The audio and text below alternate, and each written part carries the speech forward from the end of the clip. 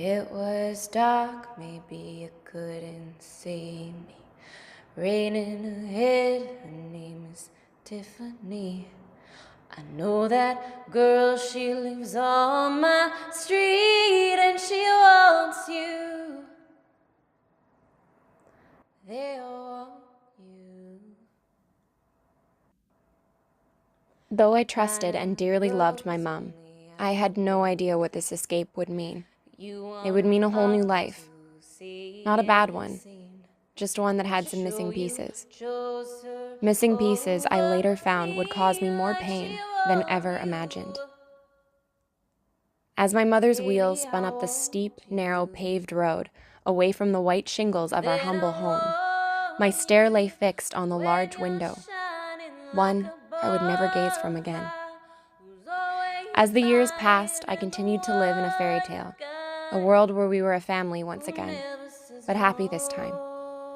Together we would walk through the magical forest, stopping to pet unicorns and talk to glimmering pixies. These daydreams helped mask the pain I felt. Though it was unclear exactly why I felt this pain, I knew it had something to do with the absence of my father. Continuing to live in this fairy tale world allowed me to hang on to our long walks in the magical forest and the special powers of the mystical stump. For the next 4 years, we lived together in a small community where a salty breeze filled my every breath and a starlit sky filled the night. My mother and I would take long walks under these stars with our new dog Solo, while I would create fairy tales and recite them to her as we went. These years flew by. We did things like went to see Center Stage in theaters only to pay and go right back in to watch it a second time. Though I lived in a supportive environment, I never felt whole. In my eyes, I had been abandoned. Abandoned by my prince and lost inside my thoughts of self-hatred. I would see my father once or twice a month, which just wasn't enough. I needed his warm, loving embrace and his gentle goodnight kisses. It started off small. I would eat a bit less and less every day, making food last as long as it possibly could. This way, I would limit my calorie intake for the day. I came down with a stomach bug, causing my weight to plummet even further. When my ballet teacher and fellow dancers praised my slender body, I continued the abuse.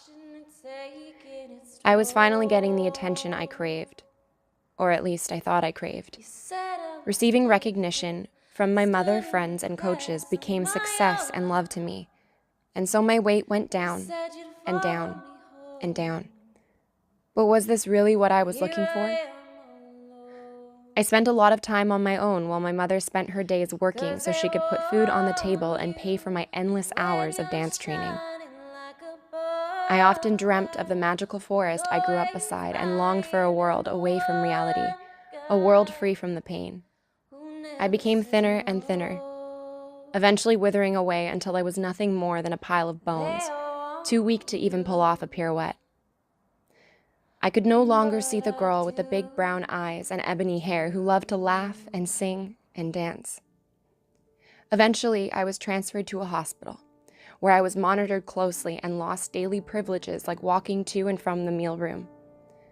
I was escorted everywhere I went and placed in a wheelchair to ensure fewer calories were used. Although these people were trying to help, I couldn't see it. I saw my current home as a dungeon I'd been left inside to rot for the rest of eternity. I saw the fear in my mother's eyes. I had to get out, had to escape the dragons holding me hostage. I remember hoping and praying my father would come to my rescue every day, every hour. Until one day, he entered my cell, knelt beside my cold white mattress, and drew a diagram.